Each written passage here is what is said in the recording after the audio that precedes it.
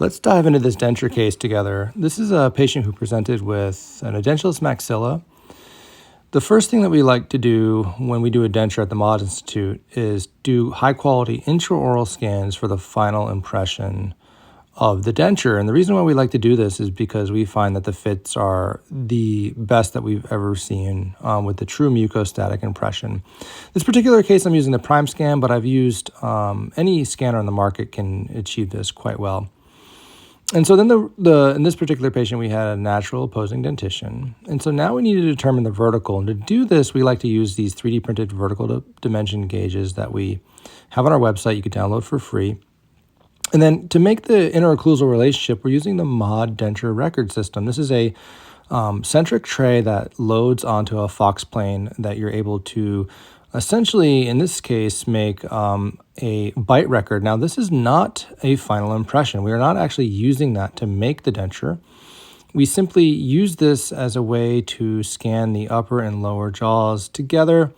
And we also use it as a way to incorporate this into the design. We'll show you that in a minute. But we're scanning that out of the mouth. This is the centric tray that has been unattached from the Fox plane. So then we put that in the back in the patient's mouth, and we make our photos with that, and we pin the upper jaw here in exocad and the lower jaw to the centric tray. And then we pin the centric tray to the photos of the patient.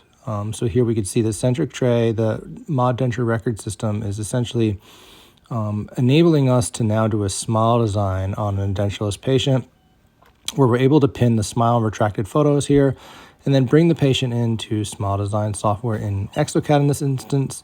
And now we could wax the complete denture. And I want to preface this by saying that we use this system for patients who present with no denture. If they already had a denture, you would just kind of do a wash of that denture and copy that. Again, we are designing on the intraoral scan of the edentulous arch, not any kind of physical impression. And the reason is, again, because of fits. So I'll show you that in a minute.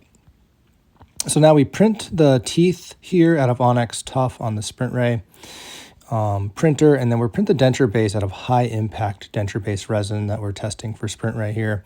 And now I'm just going to customize the soft tissues using Annex Gum Red and Annex Gum Light Pink.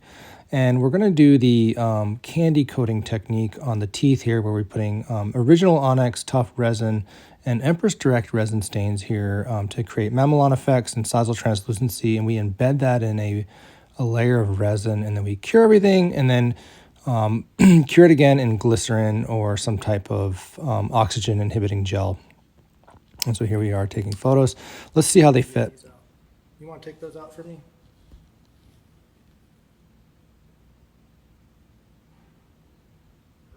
I don't think I can. Go for it. Let's see if you can take them out.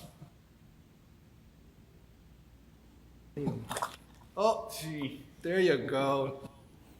And as you can see, this is what we look for when we take impressions. Now, what if you took a digital scan of the arch and it wasn't quite perfect? Well, you could wash that denture and then scan that in as your final impression as a last ditch backup kind of effort. But in this way, we're able to do single visit dentures. Like this case was a single appointment, single visit denture. And we absolutely think that this is the best way to do these types of things when a patient presents with no teeth at all and no denture to try to reline.